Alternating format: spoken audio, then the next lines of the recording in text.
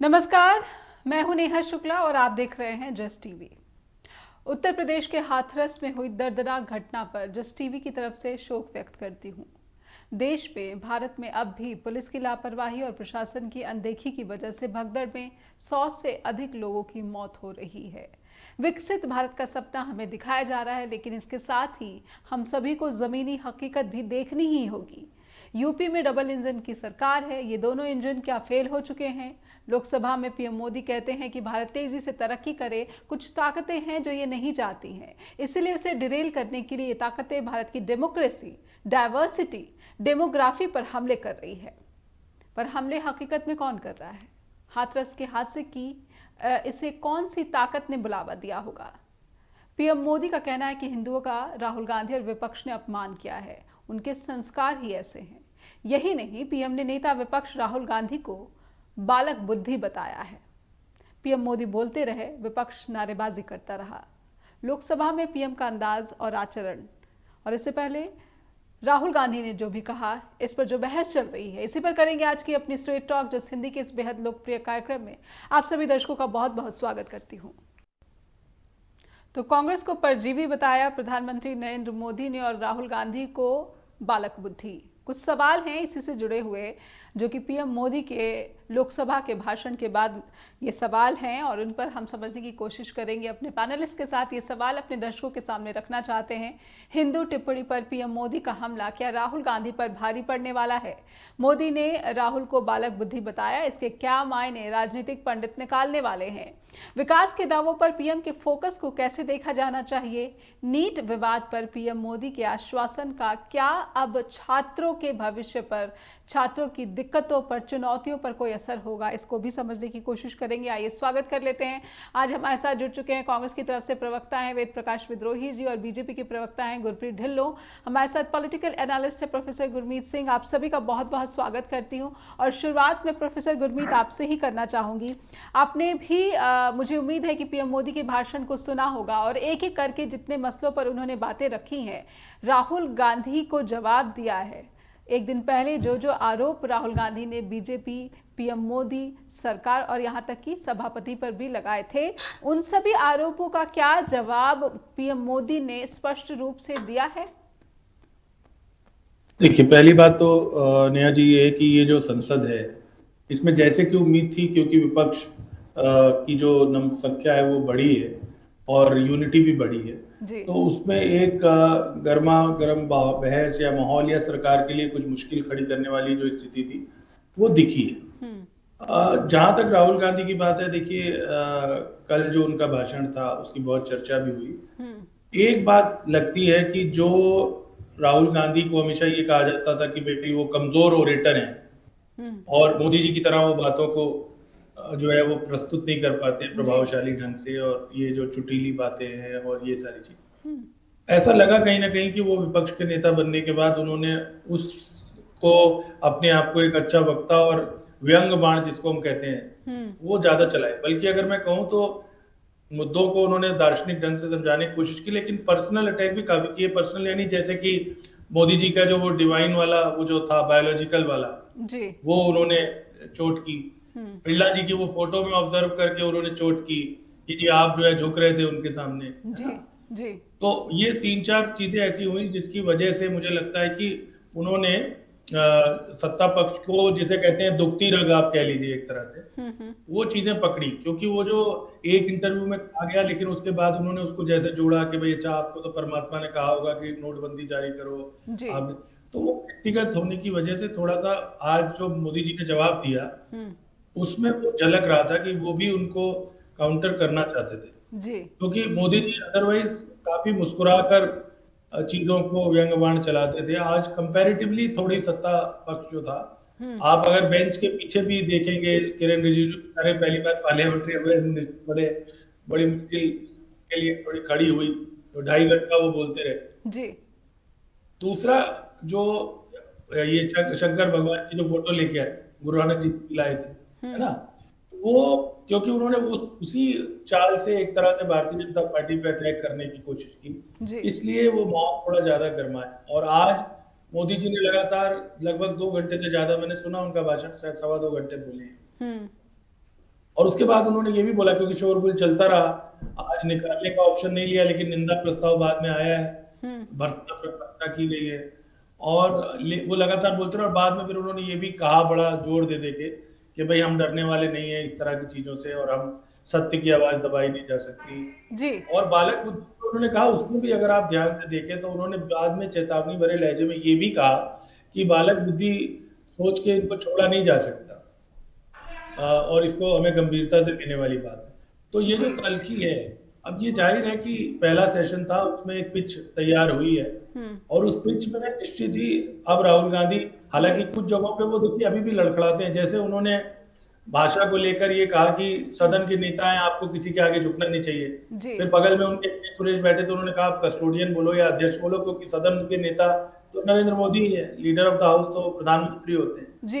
तो कहीं कहीं वो भाषा में वो कर जाते हैं, लेकिन कुल मिला के एक ऐसी तल्खी भरी शुरुआत है जहां पर राहुल गांधी भी अब पूरा उस मूड में है कि वो मुकाबला करेंगे, और जरूरत पड़ने पर, जैसे मैंने बताया, और ये जो शिवजी वाला था, क्योंकि वो कहीं ना कहीं फंसा गए। आप देखिए, जब वो अदानी की फोटो लेके आए थे, वो मिनट से निकलवा दिया था। कल उन्होंने बार बार कहा, बल्कि उनके मुंह में डालने की कोशिश, अच्छा नहीं दिखा सकते, शिव जी की फोटो नहीं दिखा सकते, तो वो उन्होंने जहां से भी उनको आइडिया आया जी उसकी व्याख्या की, और आज उसको भी मोदी जी ने काउंटर करने की कोशिश की। एक चीज जो मोदी जी की, मुझे, हालांकि वो बाकी तर्क तो उनके माहिर है वो रखने में, और चीजों को घुमा देते हैं जो तीर उनकी तरफ चलता है, लेकिन वो जो 8,500 खटाखट वाला उन्होंने राहुल गांधी पे कटाक्ष किया कि 1 जुलाई को लोग देख रहे थे जी, ये थोड़ा सा मुझे अटपटा लगा, क्योंकि उनकी जब सरकार नहीं बनी, उन्होंने ये थोड़ी कहा था कि सरकार नहीं बनेगी तो कांग्रेस अपने बल से देगी। चलिए इसी पर गुरप्रीत जी से समझ लेते हैं।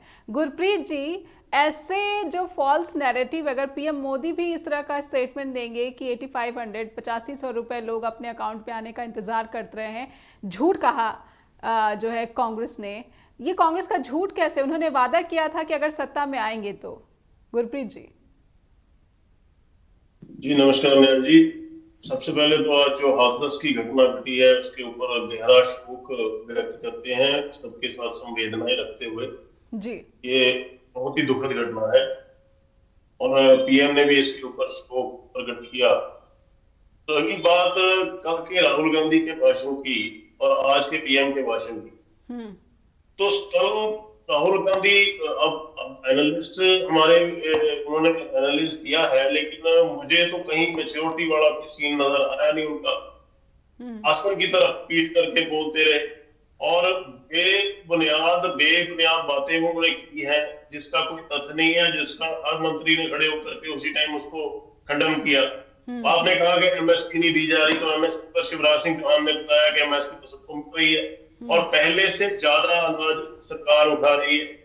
आपने अपने दूसरा अग्निवीर के ऊपर झूठ बोला कि अग्निवीर को जो है वो सम्मान राशि नहीं दी जाती या उसको कोई बेनिफिट नहीं मिलता, तो उस पर भी बताया गया कि 1 करोड़ का उनको दिया गया है। और इस तरीके से राहुल गांधी ने एक फॉल्स नैरेटिव बनाने की जो कोशिश की है जी, उस नैरेटिव को आज सीधा सीधा तोड़ने का काम नरेंद्र मोदी जी ने किया है कि आप झूठ बोल करके जो आप 8,500 वाली बात करते हैं उसका भी एक झूठा नैरेटिव बनाया गया था। यहाँ पे हम इलेक्शन के दौरान देखते थे कि कमरे बंद करके लोगों को, लेडीज को इकट्ठा करके वहां पे फॉर्म भराए जा रहे थे, साइन कराए जा रहे थे, और वो बिल्कुल गलत है। इलेक्शन कमीशन भी इसको गलत मानता है कि इलेक्शन के चलते के दौरान आप इस तरह की हरकत नहीं कर सकते। और इन्होंने इसी तरह के लोभ लालच देखे, जो कोई निचले तबके के जिनको कोई समझ इस तरह की नहीं है कि आप 8,500 रुपया महीना कहां से दे सकते हैं, और जबकि आपका कुल बजट ही इतना है जितना आपका ये अमाउंट बन जाएगा। आप टोटल इंडिया का बजट लगा लें और इसको लगा लें तो एक बराबर बनता है। तो आप एक बेबुनियाद झूठ और फिर ये संविधान वाला झूठ फैला करके लोगों के बीच में आपने ये कहा कि हम संविधान बचाने हैं, जबकि संविधान का कत्ल आपने 1975 में इंदिरा गांधी ने किया था इमरजेंसी लगा करके, जब सारा विपक्ष, सारे पत्रकार जेलों के अंदर बंद कर दिए थे। ठीक है, एक छोटे से बातें की गई। और मैं आपको स्पष्ट बता दूं कि लीडर ऑफ ऑपोजिशन होने के नाते राहुल गांधी की जिम्मेवारी थी कि जब पूरा सदन चला, लंबा समय मिला, हर एक को अपनी बात रखने का, हर पार्टी को समय मिला, तो क्या प्रधानमंत्री को अपनी बात रखने का अधिकार नहीं है? जब ये कहते हैं कि हमारा जो मौलिक अधिकार है, इस तरह से प्रधानमंत्री ने अपनी बात रखनी थी, तो आप किस बात के ऊपर इतना चिल्ला रहे थे? ठीक है, यही चीज आप आज से 4 महीने 5 महीने पहले भी कर चुके थे। जब एक ब्रेक लेंगे और कांग्रेस के प्रवक्ता भी हमारे साथ उपस्थित हैं, जो नारेबाजी हुई है उनसे समझेंगे कि ये नारेबाजी क्यों, जब पीएम मोदी सभी सवालों सभी आरोपों पर जवाब देने की स्थिति में खड़े थे, वहां पर सभी बातों पर अपना पक्ष रख रहे थे। वेद प्रकाश विद्रोही जी, नारेबाजी पूरे भाषण के दौरान लगातार विपक्ष करता रहा और गुरप्रीत जी ने यही कहा है कि क्या प्रधानमंत्री सदन के नेता को इसका अधिकार नहीं, लगातार नारेबाजी होती रही। सबसे पहले तो मैं हाथरस में लगभग 150 लोगों की भगदड़ में हुई मौत पर विनम्र श्रद्धांजलि देते हुए कहता हूं, आज भारत के लोकतंत्र के लिए काला दिन था। क्यों था काला दिन? प्रधानमंत्री के भाषण से पहले ये सूचना आ गई थी कि हाथरस में इतनी भारी भगदड़ मच चुकी है और उसमें इतने लोग मर चुके हैं, लगभग 60-70। ये सूचना प्रधानमंत्री के पास भाषण से पहले आ गई थी जी। पर इतना असंवेदनशील मैंने प्रधानमंत्री नहीं देखा, जो अपना भाषण पेलने के लिए इतनी बड़ी घटना पर पहले श्रद्धांजलि देने की बजाय राजनीतिक स्कोर करना चाहता है। लोकतंत्र किसके लिए है? जनता के लिए है, लोगों के लिए है। अगर लोकतंत्र में लोग पहली प्राथमिकता नहीं है, कुर्सी और सत्ता अगर पहली प्राथमिकता है, तो लोकतंत्र का होना न होना बेमानी है जी। अब आपकी बात का मैं जवाब देता हूं। इसका तो टकराहट की नींव तो प्रधानमंत्री ने खुद रख दी थी। उन्होंने प्रोटेम स्पीकर एक 7 बार की सांसद को बनाया, 8 बार को नहीं बनाया। अनावश्यक टकराव वहीं से शुरू हो गया था। दूसरा टकराव राहुल गांधी के भाषण के समय हो गया था। जब प्रधानमंत्री झूठ फैलाएंगे, फेक फैक्ट्री, फेक वीडियो और गलत नैरेटिव करेंगे और झूठ बोलेंगे सदन में ऑन कैमरा के सामने कहीं भी बात पर, तो टकराव तो बढ़ेगा। प्रधानमंत्री ने खड़े होकर क्या कहा कि राहुल गांधी ने हिंदू धर्म का अपमान किया, हिंदू धर्म के लोगों को आतंकवादी कहा है। बिल्कुल गलत कहा है। उनका पहले वो कह रहे कि भाई हिंदू हिंसक नहीं है, हिंदू अहिंसा में विश्वास करता है, पर भाजपा के लोग हिंदू नहीं है, क्योंकि इनका तो हिंसा में विश्वास है, या हिंसा में विश्वास नहीं करते, ये सत्य में विश्वास नहीं करते। तो क्या भाजपा हिंदू धर्म है क्या? जो प्रधानमंत्री ये तो कह सकते थे कि भाई भाजपा पे गलत आरोप लगाया जा रहा है, मैं सहमत हूं, उनको ये अधिकार था कहने का, पर वो ये न कहकर प्रधानमंत्री खड़े होते हैं पहले कि भाई हिंदू धर्म पर हमला किया, और उसके बाद भाजपा के लोगों ने राहुल गांधी माफी मांगो, हिंदू धर्म का अपमान हुआ, ये बात कही। प्रधानमंत्री इस तरह के फेक नैरेटिव संसद में करेंगे तो टकराव होगा। दूसरी बात, राहुल गांधी आपके पास जी, राहुल गांधी के भाषण के दौरान जिस तरह प्रधानमंत्री ने, गृह मंत्री ने, रक्षा मंत्री ने, दूसरे मंत्री ने, तीसरे मंत्री, 6 मंत्रियों ने लगातार हस्तक्षेप किया, वो कौन सा तरीका था? वो भी टकराहट का तरीका था जी। अब टकराहट करोगे आप तो टकराहट ही पैदा होगी जी। और आज भी प्रधानमंत्री ने अपने भाषण की शुरुआत झूठ से ही की। आज भी उन्होंने यही कहा कि हिंदू धर्म का अपमान किया, और दूसरी बात उन्होंने कही कि खत्म कर देता हूं, दूसरी बात झूठ उन्होंने क्या बोली कि मैंने 25 करोड़ लोगों को गरीबी की रेखा से निकाल दिया। मैं मान लेता हूं 25 करोड़ निकाल दिए, वो खुद ही कह रहे हैं कि मैं 83 करोड़ लोगों को राशन दे रहा हूं, वो गरीब लोग हैं। इसका मतलब क्या है? भारत में 108 करोड़ लोग गरीब थे, 25 तो उन्होंने निकाल दिए, 83 बच गए, और कुल आबादी भारत की कितनी है? 140 करोड़। अगर 140 करोड़ में 108 करोड़ लोग गरीब है, तो इसका मतलब है भारत के अंदर 77% आबादी गरीबी की रेखा के नीचे है। तो जिस देश का प्रधानमंत्री, एक चुना हुआ लोकतांत्रिक प्रधानमंत्री, लोकसभा के सदन में खड़े होकर इस तरह की झूठ बोले, देश को अपमानित करे, मर्यादा देख लीजिए। मेरे से पहले तो देश में 108 लोग, सदन में कौन गुमराह कर रहा है? गुरप्रीत जी जी अभी जवाब ले लीजिए इसका। गुरप्रीत जी बिल्कुल संक्षेप में, गुरप्रीत नहीं, जी अभी से अगला जवाब में सवाल। काफी लंबा बोल गई है, बिल्कुल और बहुत कुछ बोल गई। बिल्कुल पहली संक्षेप में। बात तो राहुल गांधी का बयान था कि जो खुद को हिंदू कहते हैं वो सबसे ज्यादा हिंसा करते हैं, ये एग्जैक्ट वर्डिंग थी कि जो खुद को हिंदू कहते उन्होंने हैं इशारा वो किया था सबसे गुरप्रीत ज्यादा जी, हिंसा हम करते सबने वो हैं। प्रोसीडिंग कार्रवाई नहीं की है, उन्होंने हाथ उठाकर सामने की तरफ इशारा किया था गुरप्रीत जी। आपके बीच में हाथ खड़ा किया था, सिर्फ मैंने सिर्फ वो हाथ खड़ा किया था, आपके बीच में नहीं बोला। ये बयान स्पष्ट तौर पे कहता है कि आप हिंदुओं को हिंसक बता रहे हैं।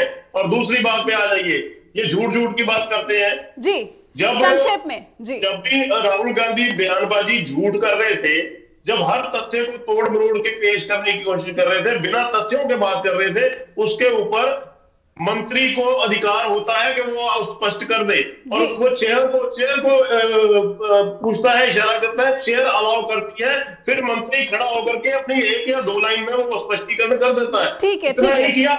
लेकिन आज इन्होंने क्या किया, प्रधानमंत्री के भाषण के लिए खड़े होते ही इन्होंने शोर शराबा करना शुरू कर दिया। पहले से लिख के रखा था इन्होंने, ये तय करके रखा था कि अब मणिपुर चिल्लाते रहेंगे, कोई बात सुनने नहीं देंगे, और सारा विपक्ष के लोग बेल के अंदर आकर के प्रधानमंत्री की कुर्सी के आगे आकर के वहां आके ड्रामेबाजी की और शोर शराबा किया। अब ये बताइए आप कौन सी मर्यादा में आता है संसद की?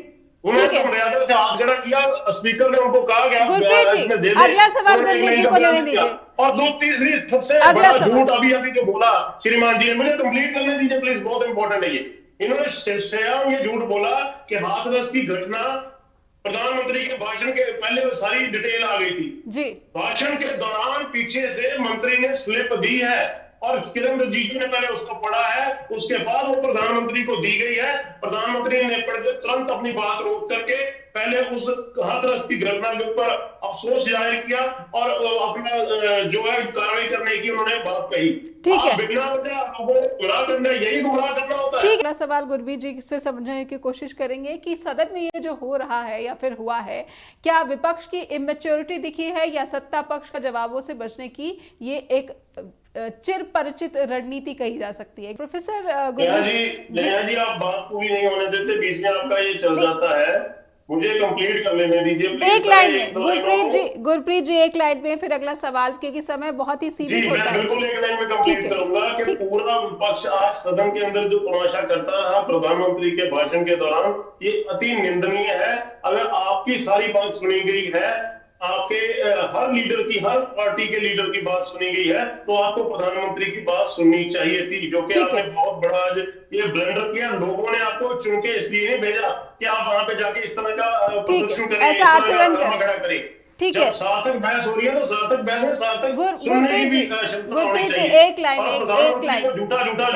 हो गया गुरप्रीत जी, से गिरा दिया जाए। ठीक है गुरप्रीत जी, एक लाइन हो चुका है। गुरमीत सर, मैं आपसे समझना चाहती हूँ कि पीएम मोदी का बालक बुद्धि करार देना राहुल गांधी को, नेता विपक्ष हैं और कहीं ना कहीं भारत जोड़ो न्याय यात्रा, इसकी सक्सेस का पूरा श्रेय राहुल गांधी को मिलता है। विपक्ष को आज यहाँ पर खड़ा करने का सभी दलों में एक आम राय देखी गई कि राहुल गांधी को ही एलओपी चुना जाए।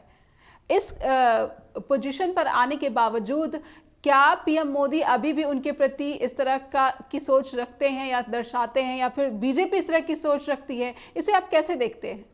मैंने पहले ही कहा आपको पहले राउंड में, क्योंकि कल राहुल गांधी ने भी कुछ व्यक्तिगत चोट की उनपे, या जो मैंने 2-3 उदाहरण आपको दिए, तो आज मोदी, और अनफॉर्चुनेट यही होता है कि हमारे यहाँ पर्सनैलिटी ओरिएंटेड वो सेंट्रिक हो जाती है चीजें।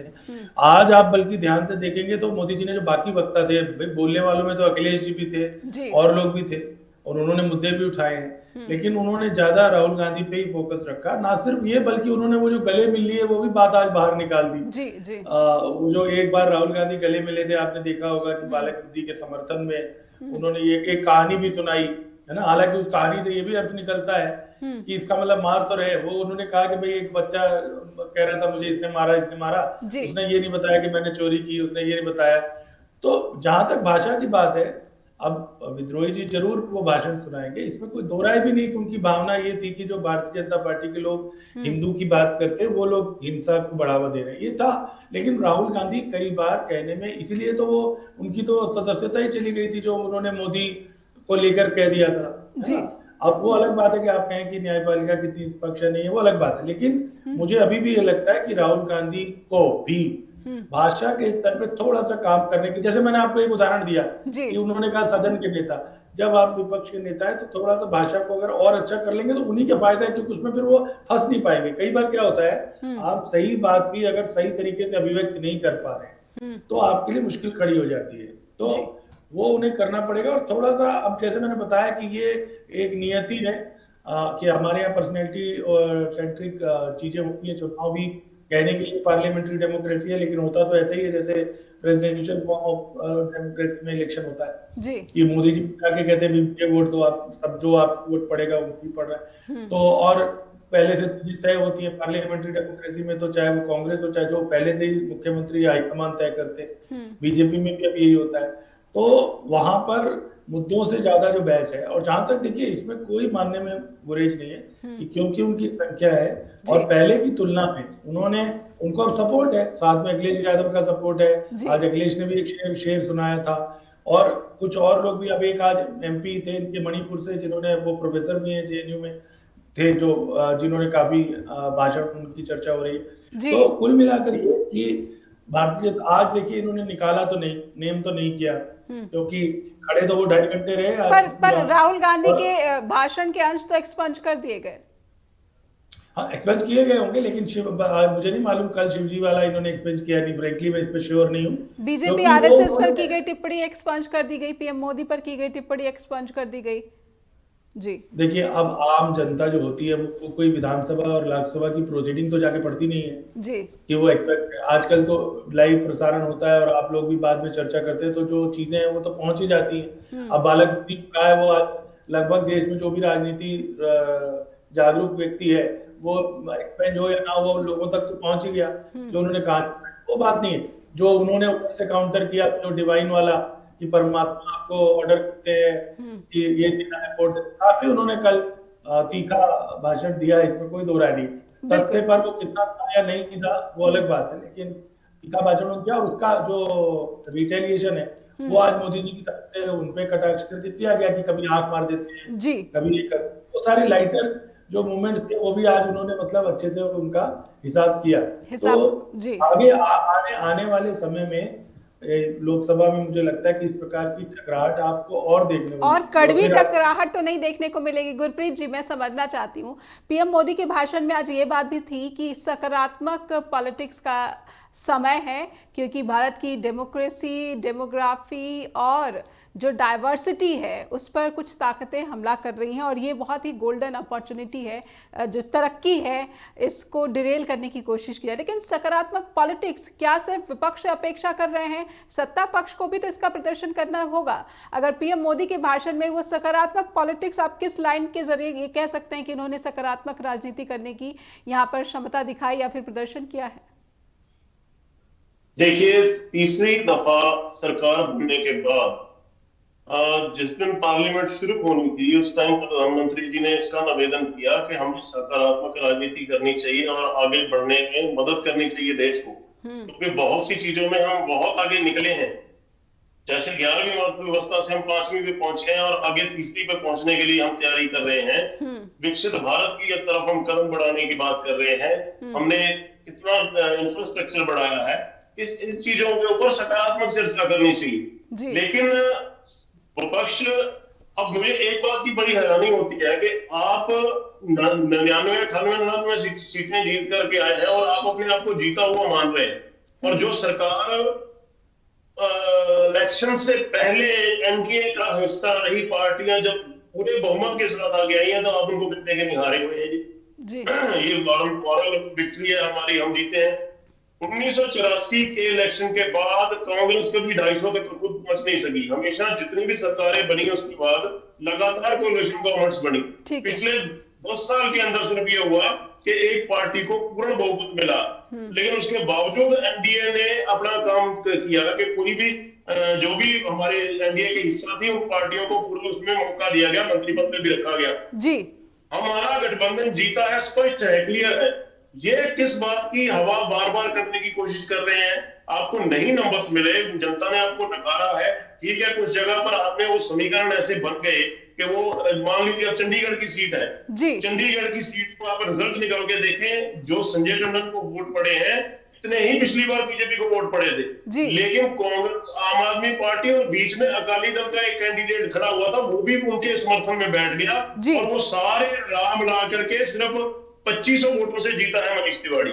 ठीक है, अब आप देखिए 2500 वोटों से जीता है, लेकिन सारा विपक्ष क्या, इवन अकाली दल जो बीजेपी का कभी वो था वो अलग से लड़ा था, लेकिन उसने भी समर्थन दे दिया, तब जाकर के 2500 पे जीता है। और वो कहते हैं कि हमारी बहुत बड़ी जीत हो गई है जी, अदरवाइज 40-45 हजार से हारते जीत। ठीक है गुरप्रीत जी, सीटें हैं, ठीक है आपकी थोड़ी सी सीटें बढ़ गई, आप 43 से 99 में आ गए और आप कहते हैं कि हमारी बहुत बड़ी विक्ट्री है जी। एक छोटे ये तो एक सिंपल सा वो है, लेकिन उन्होंने 44 के बाद जो है 100 का आंकड़ा, 99 का आंकड़ा पार किया है ना। आपको तो सीधे आपको तो 60 से प्लस सीटों का नुकसान हुआ, उनको तो फायदा हुआ। तो ये अगर हम देखें तस्वीर पूरी समझने की कोशिश करें, कौन जीता कौन हारा। गुरप्रीत जी, में हम समझने की कोशिश कर रहे हैं कि लोकसभा में पीएम मोदी ने जो भाषण दिया है, राहुल गांधी के जो आरोप है उसका कितना और किस तरीके से उत्तर मिला है, और विपक्ष की जो राजनीति है क्या अभी भी इमेच्योर लोकतंत्र के भीतर दिखती है। एलओपी के रूप में राहुल गांधी को लेकर जो स्टेटमेंट आज प्रधानमंत्री ने दी है, क्या अभी भी ये कहे कि जो सत्ता पक्ष है वो विपक्ष को गंभीरता से लेने को तैयार नहीं दिखती है। वेद प्रकाश विद्रोही जी, कहीं ना कहीं जो जीते हैं आप जिस तरीके से, उसे पीएम मोदी और जो सरकार है वो नहीं मान रही है कि ये आपकी जीत है, बल्कि आप लगातार फेल हो रहे हैं। देखिए, असत्य बोलना, अर्ध सत्य बोलना भाजपा संघियों की फितरत। ये कहते हैं कि एनडीए की 293, बिल्कुल ठीक है, आप 41 दलों के गठबंधन के साथ आपने चुनाव लड़ा, आपको 293 सीट आई, पर जब विपक्ष की बात आती तो 98 भाग के 99 के सिमट जाते हैं। अरे हम भी 28 दलों के साथ लड़े, हमें 234 सीट आई है। तो अर्ध सत्य गुरप्रीत जी, गुरप्रीत जी, विद्रोही जी को बोलने नहीं दीजिए जी। मैं बताऊंगा, सुनने को तैयार नहीं है। मैंने कहा नहीं, ये फासिस्ट लोग हैं। गुरप्रीत जी, अगर ये फासिस्ट ना होते, मैं पहले इस पर आऊंगा, अगर ये फासिस्ट ना होते तो प्रधानमंत्री दोगली बातें नहीं करते। एक तरफ विपक्ष का सहयोग चाहते हैं और दूसरी तरफ कहते हैं विपक्ष देशद्रोही है, राष्ट्रद्रोही है, विदेशी ताकतों से मिला हुआ है। जब आप विपक्ष को राष्ट्रद्रोही ताकतों से, अराजक ताकतों से मिला हुआ मानते हैं, तो पार्लियामेंट में भी बोलेंगे, यहाँ डिबेट में भी बोलेंगे। आप बता दीजिए कब। अरे ठीक है गुरप्रीत जी, आप झूठे लोग हैं, झूठे लोग हैं। मैं सुना तुम प्रधानमंत्री ने कहा है, संसद में कहा है, आज ही कहा है, और अपने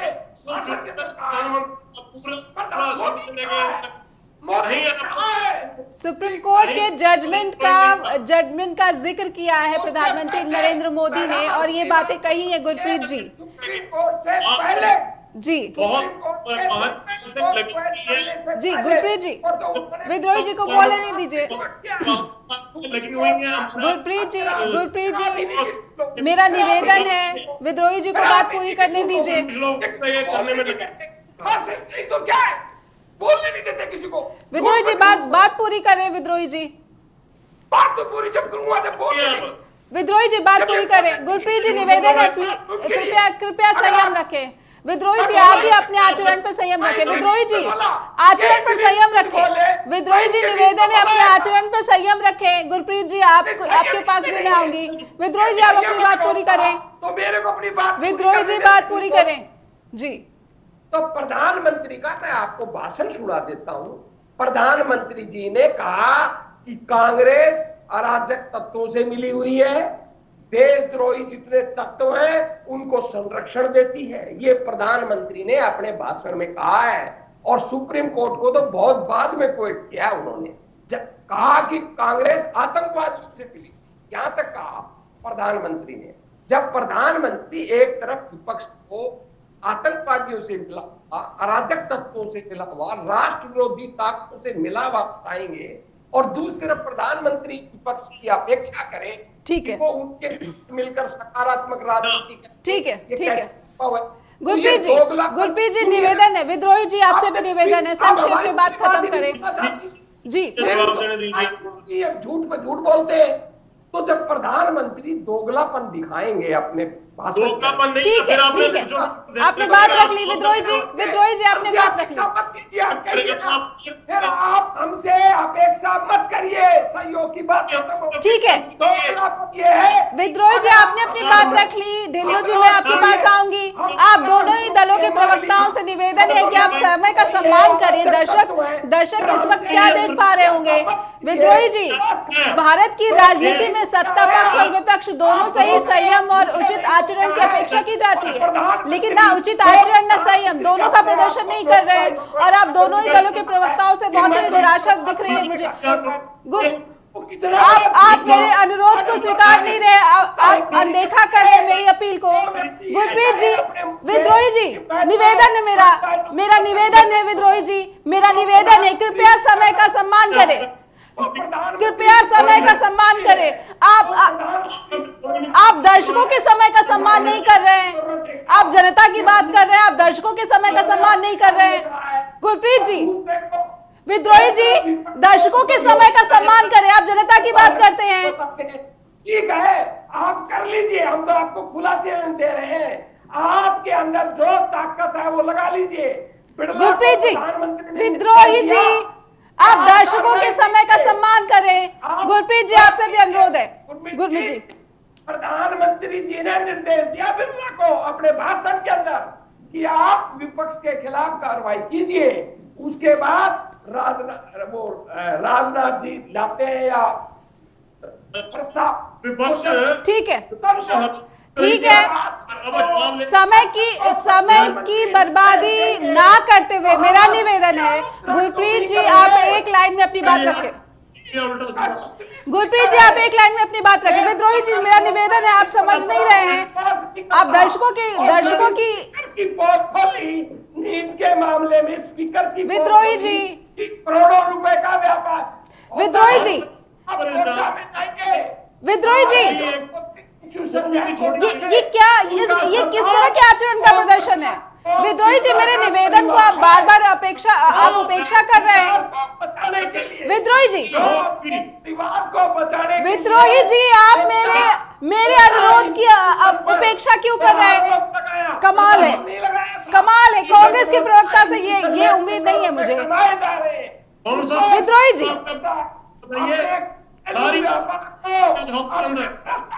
विद्रोही जी मेरा निवेदन है आप लोगों से समय का सम्मान करें। गुरप्रीत जी ठीक है, गुरमीत जी क्या संसद में मुझे सत्ता पक्ष और विपक्ष के साथ ऐसे ही जो है दो हाथ की नौबत जैसी आती हुई नजर आ रही है? जिस सकारात्मक राजनीति की बात पीएम मोदी कर रहे हैं, ना उसका प्रदर्शन हम लोकसभा में देख पा रहे हैं, ना ही यहाँ टीवी चैनल पर जो हम डिबेट और बहस कर रहे हैं उसमें देख पा रहे हैं। जनता क्या समझेगी? किस तरह की जो पॉजिटिव पॉलिटिक्स की बातें हो रही हैं, लेकिन आचरण उसके अनुरूप नहीं दिखता है।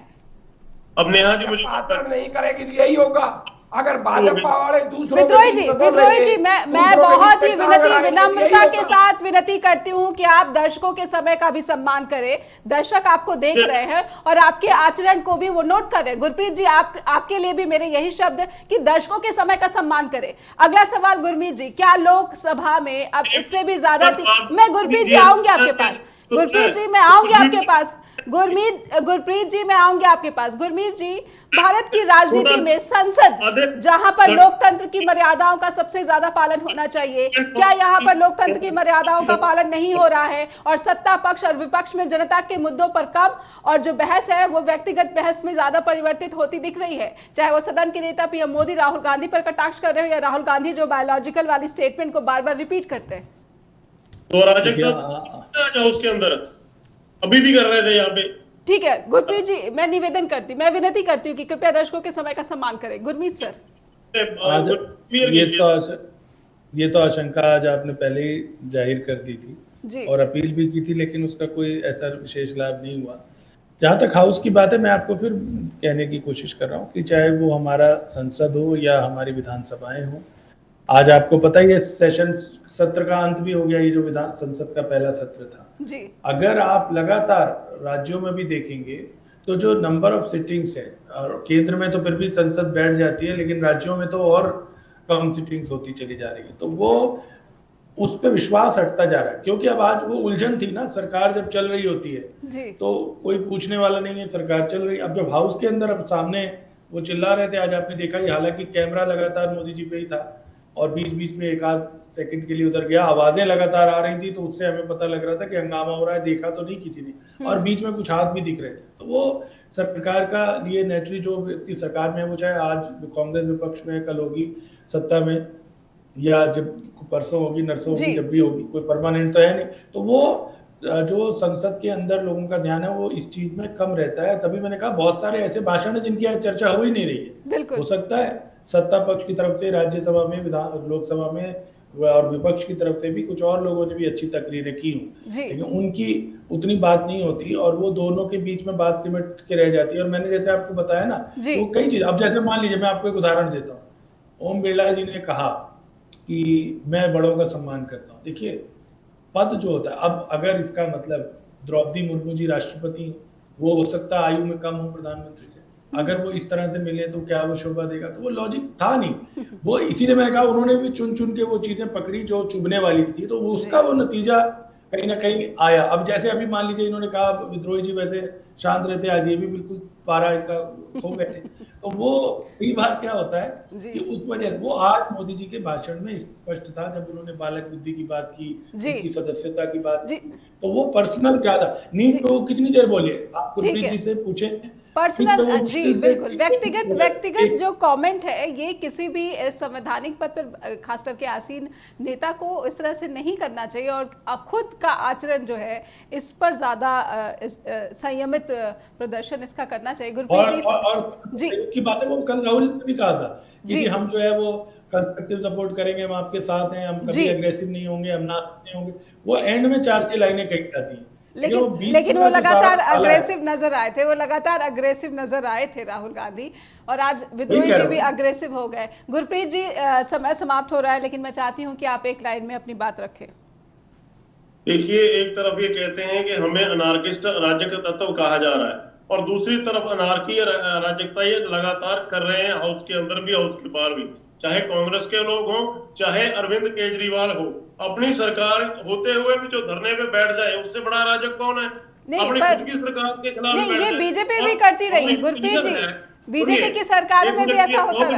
इम्पोर्टेंट बात करने वाला हूँ, ठीक है, ये क्लियर पन्नू ने अपने मुंह से कहा, गुरपतवंत सिंह पन्नू ने, कि इन्होंने मेरे से फंड लिया, हमने इनको फंड दिया। और अरविंद केजरीवाल पिछली बार जो पंजाब को खालिस्तान बनाने की इच्छा रखते हैं, उनके घर में बैठ के खाना खाने गए थे। अब बताइए, अगर इनको कोई ये ना कहे और ये ऐसी हरकतें करे, और जैसे ही जी, तो आपकी सरकार है, आप कार्रवाई कीजिए, आपकी सरकार है, आपकी एजेंसियां हैं, आप सीधे सीधे टेररिस्ट चार्जेस के साथ अरविंद केजरीवाल को जेल के अंदर डालिए, मनी लॉन्ड्रिंग के केस में ईडी। जी, आपकी सरकार है, बीजेपी ये आरोप लगा रही है, तो फिर जांच की बात भी बीजेपी को ही करनी चाहिए ना गुरप्रीत जी। विद्रोही जी एक लाइन में, समय समाप्त हो गया। विद्रोही जी आपसे निवेदन है, एक ही लाइन में। जी, एक लाइन केवल, ठीक है। देखिए, सरकार ने आश्वासन दिया था कि भाई राष्ट्रपति की बहस कर लेने दो, फिर हम नीट पर जरूर बहस दे देंगे, आप जो नहीं हुआ जी। हाउस साइनेकाई कर दिया और 30 लाख बच्चों के भविष्य के साथ खिलवाड़ करने वाली। चलिए, पीएम ने आश्वासन दिया है, युद्ध स्तर पर कार्रवाई हो रही है, दोषियों को बख्शा नहीं जाएगा। गुरप्रीत जी समय समाप्त हो गया और सख्ती से निपटने की बात भी कही गई है पूरे दृढ़ता के साथ। ठीक है, ठीक है। सदन से उन स्टूडेंट्स को क्या संदेश गया है, ये वो स्टूडेंट्स के ऊपर हम छोड़ते हैं। दोषियों को किस तरीके से जो सजा दी जाएगी कानून के आधार पर। बहुत बहुत धन्यवाद करना चाहूंगी अपने पैनलिस्ट का। दर्शकों से अनुरोध करना चाहूंगी कि आपको इस कार्यक्रम से जुड़ी हुई कोई भी बात हम तक पहुंचानी है तो आपका बहुत बहुत स्वागत है। आप हमें ईमेल भेजिए info@justbroadcasting.com और neha@justbroadcasting.com पर भी। नमस्कार।